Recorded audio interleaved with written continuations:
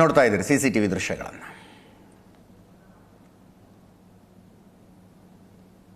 ಈಗ ಇದಕ್ಕೂ ರಿವೆಂಜ್ ತೀರಿಸ್ಕೊತೀವಿ ಅಂತ ಟಾರ್ಗೆಟ್ ಬಾಯ್ ಅನ್ನುವ ಇನ್ಸ್ಟಾಗ್ರಾಮ್ ಪೇಜ್ ಇದೆಯಂತೆ. ಅದರಲ್ಲಿ ಭರತ್ ಕುಮ್ಡೇಲ್ನ ಫೋಟೋ ಹಾಕಿದ್ದಾರೆ. ಭರತ್ ಕುಮ್ಡೇಲ್ ಯಾರು? ಬಜರಂಗ ದಳದ ನಾಯಕ. SDPI ಕಾರ್ಯಕರ್ತ ಅಶ್ರಫ್ ಮರ್ಡರ್ ಕೇಸ್ನ ಆರೋಪಿ. ಅಶ್ರಫ್ ಕುಳಾಯಿ ಆತನ ಮರ್ಡರ್ ಕೇಸ್ನ ಆರೋಪಿ. ರಹೀಂ ಮರ್ಡರ್ ಆಗ್ತಾ ಇದ್ದಂತೆ ಓಪನ್ ಥ್ರೆಟ್ಟು, ಈತನನ್ನು ಮುಗಿಸ್ತೀವಿ ಅಂತ. ಭರತ್ ಕುಮ್ಡೇಲ್ ಬಜರಂಗ ದಳದ ಮುಖಂಡ.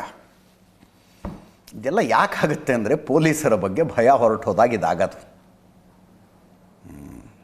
ಹೇಳಿ ಕೇಳಿ ಇಂಥವನ್ನ ಕೊಲ್ತೀವಿ.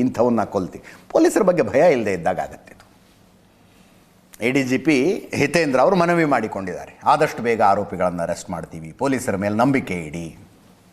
3 ಗಂಟೆ ಘಟನೆ ಆಗಿದೆ, ನಿಷೇಧಾಜ್ಞೆ ಹೇರಿದ್ದೀವಿ. ಅಂತ್ಯ ಸಂಸ್ಕಾರವನ್ನು ಶಾಂತಿಯುತವಾಗಿ ಮಾಡಿದ್ದಕ್ಕೆ ಎಲ್ಲರಿಗೂ ಧನ್ಯವಾದಗಳು. FIRನಲ್ಲಿ 2 ಹೆಸರಿದ್ದಾವೆ. ಬಂಧನ ಆದಮೇಲೆ ಮಾಹಿತಿ ಕೊಡ್ತೀವಿ. ಸದ್ಯಕ್ಕೆ ತನಿಖೆ ಪ್ರಗತಿಯಲ್ಲಿದೆ. ಜನ ಶಾಂತಿ ಕಾಪಾಡಬೇಕು. ಸೋಷಿಯಲ್ ಮೀಡಿಯಾದಲ್ಲಿ ರಿವೆಂಜ್ ಪೋಸ್ಟ್ಗಳ ಮೇಲೂ ಕ್ರಮ ಕೈಗೊಳ್ತೀವಿ. ಕೆಲವು ಪೋಸ್ಟ್ಗಳನ್ನು ಎಲ್ಲ ಫಾರಿನಲ್ಲಿ ಕೂತ್ಕೊಂಡು ಹಾಕ್ತಾ ಇದ್ದಾರೆ. ಅದೆಲ್ಲ ನಿಜ ಅಂತ ನಂಬಬೇಡಿ, ಇಲಾಖೆ ಮೇಲೆ ನಂಬಿಕೆ ಇಡಿ, ಇತ್ಯಾದಿ. ಕೇಳಿಸ್ಕೊಳ್ಳಿ.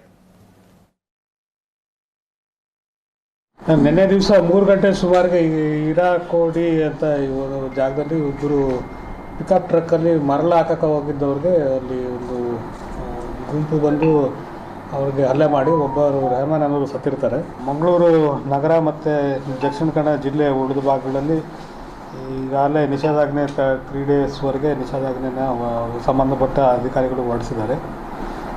ಈಗ ಕ್ರಿಮೇಷನ್ ಮಧ್ಯಾಹ್ನ 1:30-2 ಗಂಟೆ ಸುಮಾರಿಗೆ ಶಾಂತಿಯುತವಾಗಿ ಮುಗಿದಿದೆ. ಮುಂದೆ ಈ ಪ್ರಕರಣದಲ್ಲಿ ಯಾರ್ಯಾರಿದ್ದಾರೆ ಅದರ ತನಿಖೆ ಈಗ ನಡೀತಾ ಇದೆ. ಅರೆಸ್ಟ್ ಮಾಡೋದಕ್ಕೆ ಆಲ ಸೂಚನೆಗಳನ್ನು ಕೊಟ್ಟಿದ್ದಾವೆ. ಆಲ್ರೆಡಿ ಸ್ಥಳೀಯ ಅಧಿಕಾರಿಗಳು ತಂಡಗಳನ್ನು ರಚನೆ ಮಾಡಿದ್ದಾರೆ. ಈಗ ಶೀಘ್ರದಲ್ಲಿ ಅರೆಸ್ಟ್ ಮಾಡಿ ತಮ್ಮೊಂದಿಗೆ ಅದನ್ನು ಮಾಹಿತಿಯನ್ನು ಹಂಚಿಕೊಳ್ಳಲಾಗಿದೆ. FIRಲ್ಲಿ ಹೆಸರಿದ್ದಾವೆ, 2 ಹೆಸರಿದ್ದಾವೆ. ಉಳಿದವ್ರದ್ದು ಅನ್ನೋನ್ ಇದೆ. ಬಟ್ ಅರೆಸ್ಟ್ ಮಾಡೋ ಪ್ರಕ್ರಿಯೆ ಪ್ರಗತಿಯಲ್ಲಿರೋದ್ರಿಂದ ನಾವು ಅದನ್ನು ತಮ್ಮೊಂದಿಗೆಲ್ಲ ಹಂಚ್ಕೊಳ್ಳೋಕ್ಕೆ ಸಾಧ್ಯ ಇಲ್ಲ. ಈಗ ಒಂದೇ ಒಂದು ಮನವಿ ಸಾರ್ವಜನಿಕರಲ್ಲಿ ಅಂತ ಹೇಳಿದ್ರೆ, ಈ ಊಹಾಪೋಹಗಳಿಗೆ ತಾವು ಯಾವುದು ಕಿವಿ ಕೊಡಬಾರ್ದು. ಕೆಲವೆಲ್ಲ ನಾನು ಈ ಲಾಸ್ಟ್ ಕೇಸ್ ಆದಮೇಲೆ ಕೂಡ ಅಬ್ಸರ್ವ್ ಮಾಡಿದ್ವಿ. ಭಾಳಷ್ಟು ಪೋಸ್ಟ್ಗಳನ್ನು ಟೇಕ್ ಡೌನ್ ಮಾಡಿದ್ದಾರೆ. ಕೆಲವ್ರ ಮೇಲೆಲ್ಲ ಕ್ರಮ ತಗೊಂಡಿದ್ದಾರೆ.